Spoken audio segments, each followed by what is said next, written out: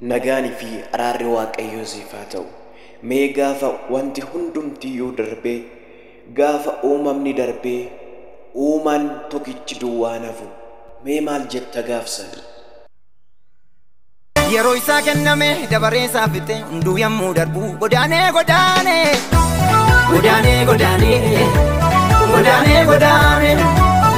Ifa waaqummaa isaatiin Yesuusin jiraata olaanee olaanee. Ifa ulfina waaqummaa isaan marfamee Yesuusin jiraata olaanee olaanee olaanee olaanee olaanee olaanee.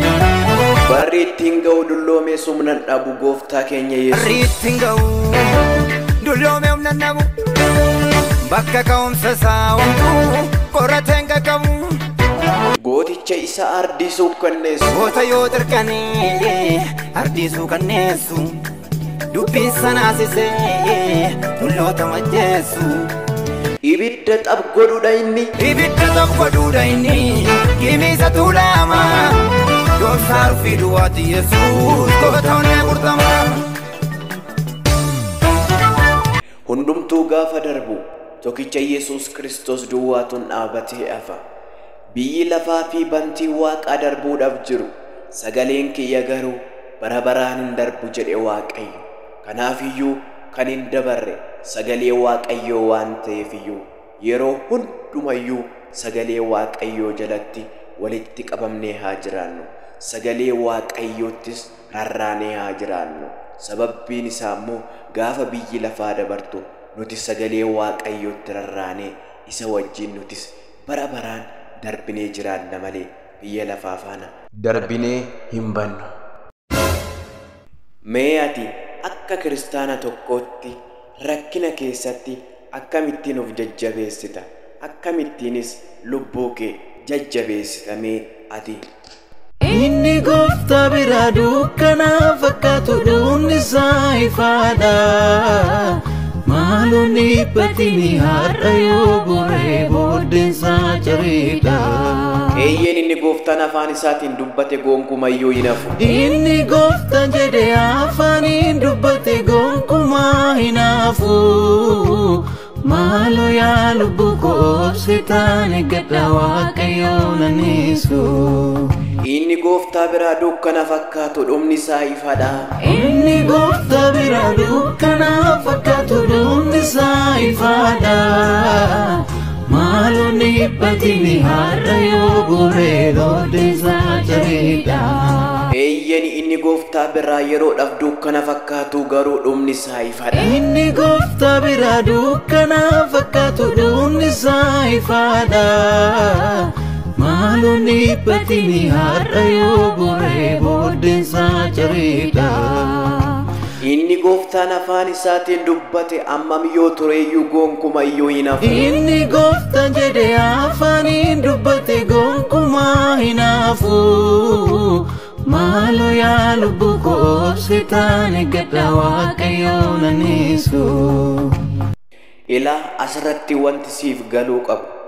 Waaqayyo waadaa siif galee gonkumayyuu si naalu. Waaqayyo si wajjin kakuu galee gonkumayyuu kakuusaa hin diigu. Kakuun kee amma barbaade yoo tureyyuu Waaqayyo jalqaba afaan isaatiin dubbate waan ta'eefiyyuu gonkumayyuu kakuu isaa hin diigu. Kanaafiyyuu dhiphuu dhiifnee yaaddoo dhiifnee obsaan kakuu Waaqayyoo haa eeggannu. Eebba Waaqayyoo haa eeggannu yaa kiristaanota. Akkanaan adeemu kakuu guddaa baate lattina ga'uumu mammamyuu rakkate wayyaana chaanjira makalmoo joobiira walaan dhiyeena kee mirga isaaniira. Kakuu baadhee waanan karaa gubbaarratti hafee miti bayyanachaatiin jira ganaana sii ka'ee akka joobiraatiin balali'a jedhiin. Wayyaana chaanjira makalmoo joobiira walaan dhiyeena kee mirga isaaniira. Wayyaana chaanjira makalmoo joobiira walaan dhiyeena kee mirga isaaniira. Gaafa bakka kakuu keetii hin geessu karaatti hafta karaatti cabdeetiin hafta siin jedhan mee maal jettaan?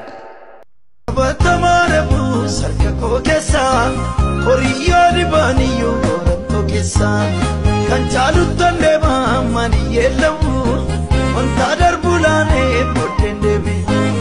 An kana caaluttis adeemaan jira waaqayyotuun kakuunaaf galee jira jedhi. Kana caaluttis adeemaan jira waaqayyotu kakuunaaf galee jira. Kamuka jirsa sudeen daraara dhufa furiin koo olii waaqarraa ameen. Jedhi meerra deebii kan kana caaluttis adeemaatiin jira waaqayyotuun kakuunaaf galee jira jedhimme. Kana caaluttis adeemaan jira waaqayyotu kakuunaaf galee jira. Kamuka jirsa sudeen daraara dhufa furiin koo olii waaqarraa ameen. Kana caaluttis adeemaan jira waaqayyotu kakuunaaf galee jira. Kamuka jirsa sudeen daraara dhufa furiin koo olii waaqarraa ameen. Eeyyeni dhugaadha rakkina irraa laallee dhiphina irraa laallee abdii hin kutannu duubatti hin deebinu. Sababbiin isaa immoo nuti ijoollee waaqayyoo waan taaneef iyyuu fuuldura keenya ifatu hin jira. Fuuldura keenya gonfoo ulfinaatu hin jira. Yoo dhabnee iyyuu nuti mootummaa waaqayyoo keessaa jireenya qabna waan ta'eef iyyuu nuti boonnetiin jiraanna malee boonyetiin hin jiraannu. Dhuguma sitti. Kana mala sitti hin jijjiirranne kana, ka fuula sitti hin jijjiirranne kana, abbaa hiyyeessotaa, abbaa rakkattoota haala hundumaa keessatti kan si gatee hin deemne, kas wajjin jiru gara laafessa kana Yesuus Kiristoos mee jaalala isaaf qabdu akkamitti ibsitamee ati? Jaalala isaa arge akka namaa miti amala geeddaru sagalee dubbate inuma raawwata yaada isaa jira. Innoo waaqayyoodha isa jedhe hin gaabbu. Waaqayyoodha minni isa jedhe gaabbu filma namaa miti. Kanaaf har'am hunduu agalateeffatu baramaa bara. Eeyyeni dhugaadha waaqayyo isa jedhe hin gaabbu inuma raawwata. Eeyyeni waaqayyo isa jedhe hin gaabbu. Waaqayyoodha minni isa jedhe gaabbu filma namaa miti. Kanaaf har'am hunduu agalateeffatu baramaa bara. Mee warri dhugumatti jaalala Kiristoos argitan ani jaalala Kiristoos argeera jedha. Jaalala isaa arge akka namaa miti amala geeddaru sagalee dubbate inuma raawwata yaada isaa jira. Waaqayyoodha hoo inni kana malan geeddaranne. Waaqayyoodha minni isa jedhe gaabbu filma namaa miti. Kanaaf har'am hunduu agalateeffatu baramaa bara. Bakka jirtan maratti nagaanii fi araarri waaqayyoo isiniif haa baay'atu.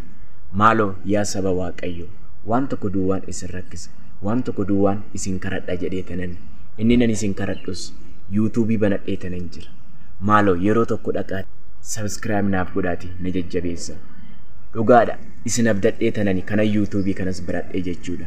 Na bukkee dhaabattu na jajjabeessitu jedheetanan kana yuutuubii kana banadhee. Kino linkii isa komentii jala isiniif kaayetanan jira. Ammuma achirra cuqaasuudhaan subscribe naaf godhaati deebiyaan isiniin jira. Maqaa yuutuubii kiyyaa sagalee dhugaa baatota Kiristoos kan jedhamu anuma peejii Facebook irraa kana isuma jechuudha.